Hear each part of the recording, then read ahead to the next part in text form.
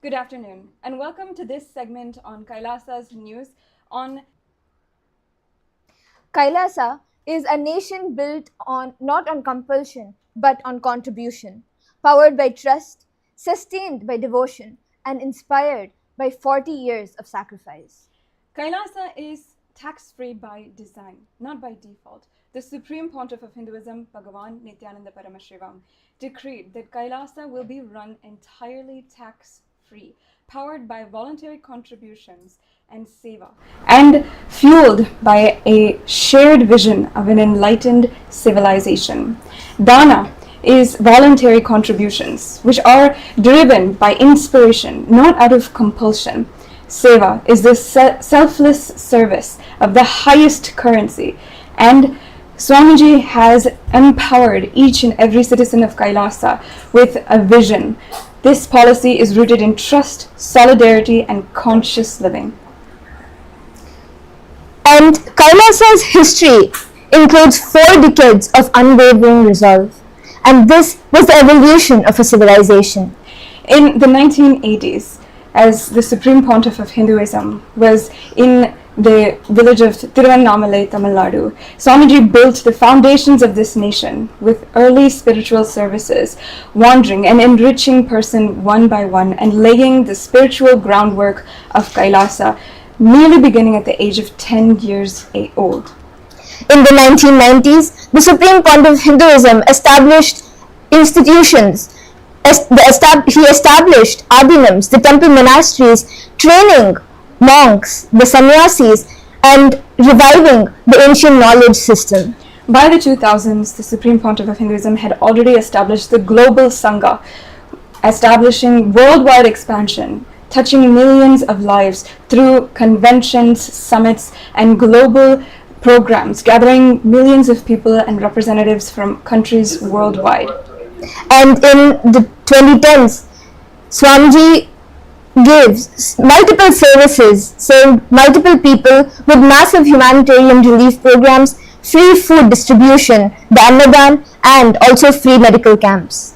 Now, in the 2020s, we are seeing the result of this Supreme Pontiff of Hinduism's dedicated hard work by seeing the governance of Kailasa being organized right in front of us through the Hindu parliamentary sessions and various aspects of the government, where the government is establishing bilateral relations, forming treaties, and getting sovereign recognition. This nation, as you can see, has been entirely built through inspiration and diligent hard work. If we see the life of the Supreme Pontiff of Hinduism, it is 40 years of simple building without taking. Now, when nations choose freedom over force, what happens? In countries such as Switzerland, Qatar, Singapore, Monaco, they have already tried implementing various levels of a tax-free policy. And this showed attraction versus coercion, where capital and talent naturally flow where they are welcomed and not where the capital is penalized. This boosts productivity and allows citizens to enjoy innovation, and ultimately it creates sustainable wealth. These nations prove that state stability does not require extractive taxation policies, which many countries all over the world are implementing currently. Here we can see the facts and figures of how these countries have gained from having low taxes and on low income taxes for their citizens. This shows that Kailasa's model addresses that voluntary contribution is the way to empower citizens and enable the economy to begin a vicious cycle. Ensuring wealth circulation is driven by compassion, not compliance. And the pattern speaks of prosperity through fiscal freedom, by capital attraction, through which the low marginal burdens directly correlate with sufficient inflows in foreign direct investments, and also it reduces distortions by reducing the competitive neutral tax structures and minimizing economic friction, allowing resources to flow efficiently to their most productive uses without artificial barriers, and also helps in innovation surges when coercion recedes and entrepreneurial energy shifts from compliance and avoidance strategies to pure value creation.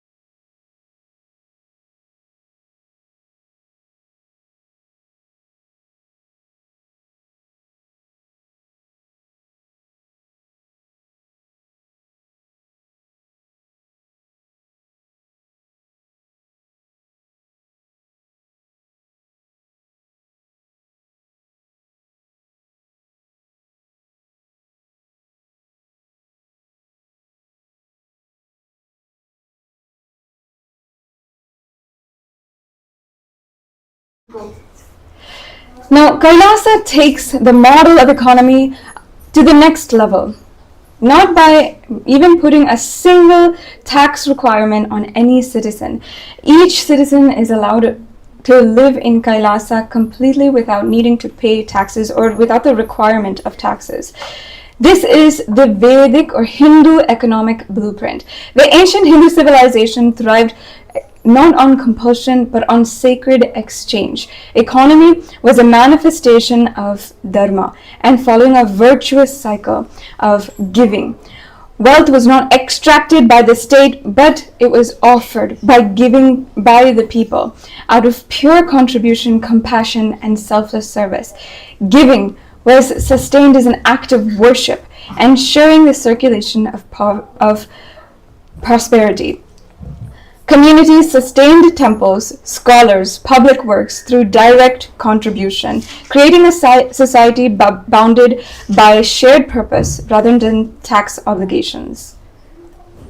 And in the Arthashastra, which contains the principle of ethical revenue, it beautifully explains the principle of economy as like how the bee gathers honey. It gives a light touch how the revenue collection must be gentle, never oppressive. It should feel natural and not forced, maintaining the dignity of the contributor. And no harm to the source should be done. Just as a bee does not destroy the flower it feeds on, the state must never deplete the wealth generating capacity of its people. This allows for sustainable collection. Extraction is minimal and strictly purpose-bound, ensuring resources are available for future growth and for public welfare. And ultimately, this maintains absolutely minimal extraction. The king was admonished to collect wealth just as a bee gathers honey, without causing any pain from the flower. This is from Kautilya's Arthashastra, which was implemented in the Hindu civilization, kingdom across kingdom, and ensuring that taxation is light and never extractive. And this was the basis of how the sacred exchange happened, whether it was dāna or the seva. Both of these were a covenant of trust. The temple-centric economy is the ancient model. The temple was not just a place of worship, but the central treasury and distribution hub. Wealth flowed in voluntarily and flowed out as public service. Contribution was the highest form of citizenship. One didn't pay taxes to avoid punishment. One offered dāna and contributed to participate in the divine mission of the state. This is the economy of Greece.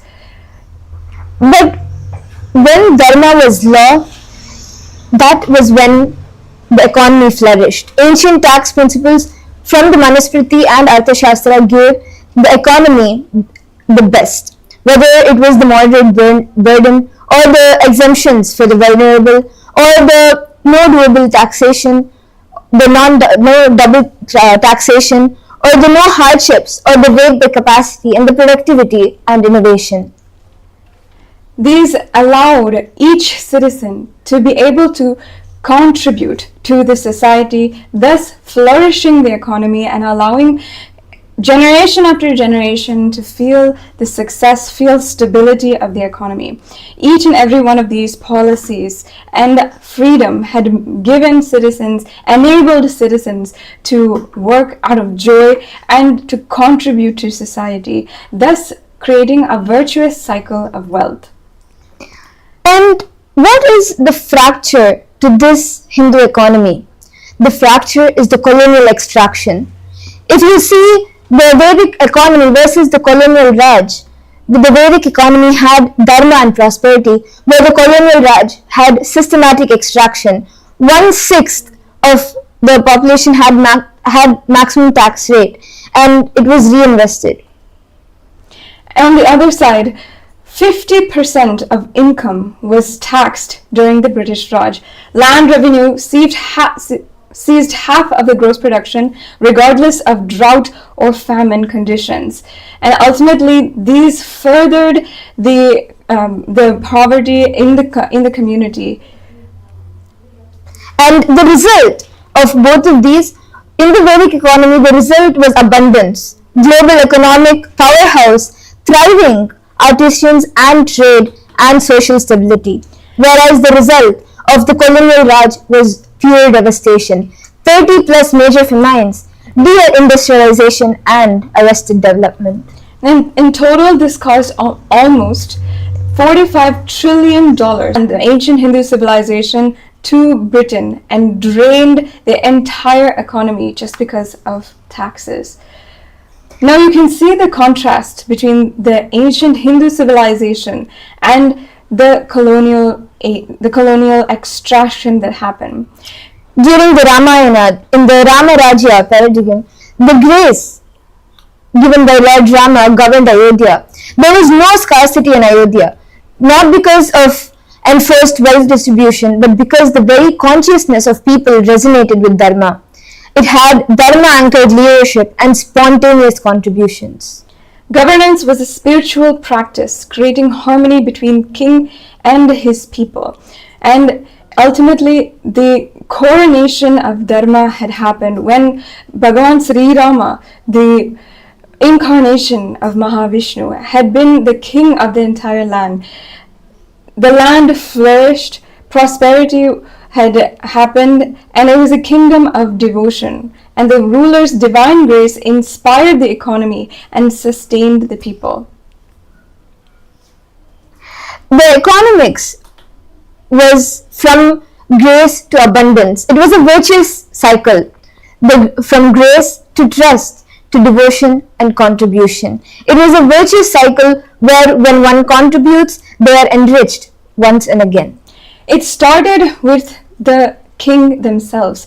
The king, the divine ruler, embodies dharma and selfless sacrifice, initiating a field of divine grace rather than political authority. And this allowed citizens to trust the leader's integrity and sacrifice, dissolving cynicism and establishing profound institutional trust. This ultimately flowered into devotion, where trust had matured into reverence. Citizens elevated attribution, where the devotion manifests as spontaneous dāna and giving, and resources are showering in all directions.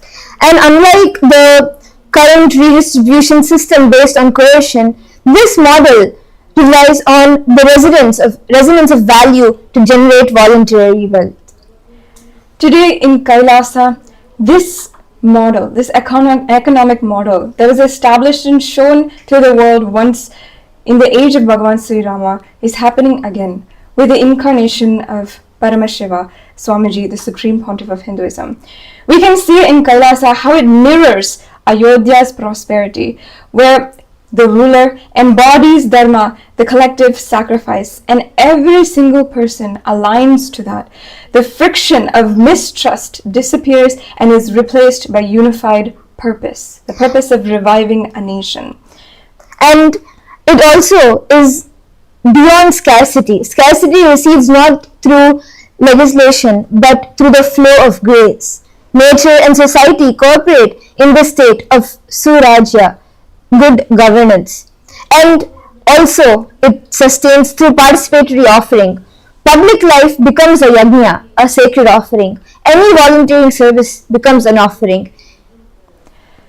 Ultimately, this principle is what is reintroduced in Kailasa, where compulsion, taxation-based systems are completely thrown out, enforcement and deadweight costs are eliminated, eliminating the erosion of trust, transactional citizenship, and wealth concealment. And in their place, we establish the power of trust, where spiritual and material abundance come hand in hand, and the entire society develops trust on their divine ruler and as well on each other, and Sangha happens.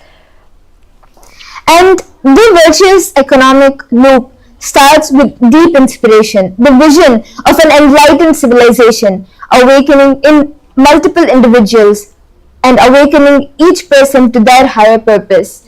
And that leads to sacred offerings, where the inspiration manifests as a voluntary offering of time, talent and treasure as dāna and seva without coercion. And this leads to the social services flourishing, such as the education systems, the temples, the arts, everything flourishing, and more people being able to contribute to the economy.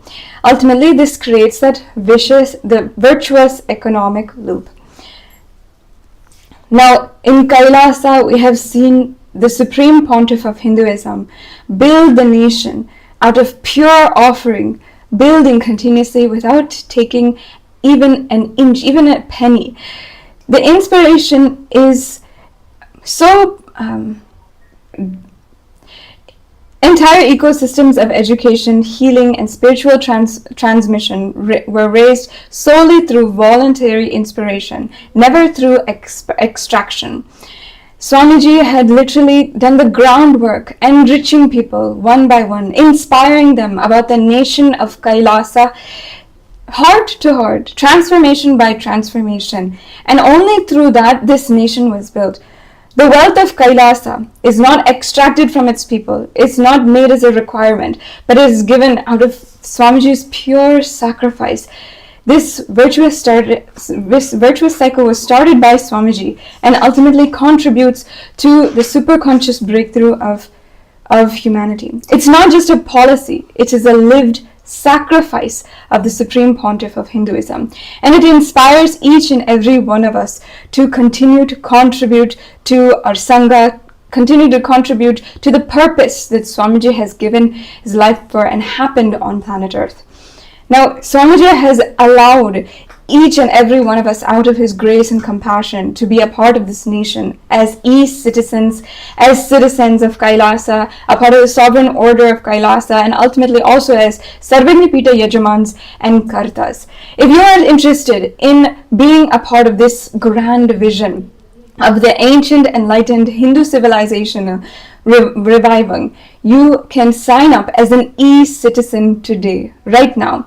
I encourage each and every one of you who are watching to be able to sign up as an e-citizen. If you'd like to know how, you can see the links and the information provided for how you can sign up immediately. If you have any questions about what you will gain as an e-citizen, if you have and you want to voice your interest, please leave a comment down below and we will address your concerns or your questions, and we will ensure that you are ready to understand what it is to be an e-citizen of Kailasa. It's a part of being a part of this grand vision of Kailasa.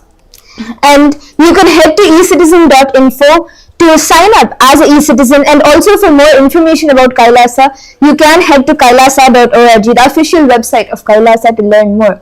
Additionally, to become a founding member, a founding mother, a founding father of this nation, So you can hold these great sciences of Hinduism for your next generation. So your next generation does not forget these sciences and they are able to live a happy, peaceful and blissful life. The best investment you can make is by becoming a Sarvajñapīta Yajaman or a Sarvajñapīta Karta. We encourage each and every one of the viewers to begin your journey today. You can, in so many different ways, offer your gratitude to Swamiji, and you can become a part of this grand vision, the revival of the ancient Sanatana Hindu economy. And if you have any kids or if you have family members who have actually lost their roots, their connections from Hinduism, then you should take responsibility, you should take the leadership that gives them back their roots and not extract the rich community, the rich society, the Hindu economy that they actually deserve. The wealth that sustains them should not be extracted out of them, but they should be filled, they should be blessed and showered with much more wealth. And the way you can do this is by becoming a Sarvajñapīta member. We invite all of the viewers to begin your journey today once again. If you are interested, you have questions, you want to know how, and you want to know how you can do this, please leave a comment down below. We'll definitely respond to each and every one of you. Your concerns are about how you can begin your journey today. The Sanatana Hindu economy is one of the greatest gifts to humanity. It is a model for how economies should be run, where today we are seeing so many wealth disparities, countries and governments that are extracting from their people just through taxes and leaving people in helplessness, unable to fend for themselves, and continuously in a vicious cycle, working in 8 to 5 jobs and making not enough money for what they need for their survival. But in Kailasa, each citizen is enabled to grow, to contribute to society, and to please do leave a comment. Understand more and more about what it's like to be a part of Kailasa as an e-citizen and citizen of Kailasa. And with this, we'll now conclude with this program. We'll see you in further programs of Kailasa News. Thank you.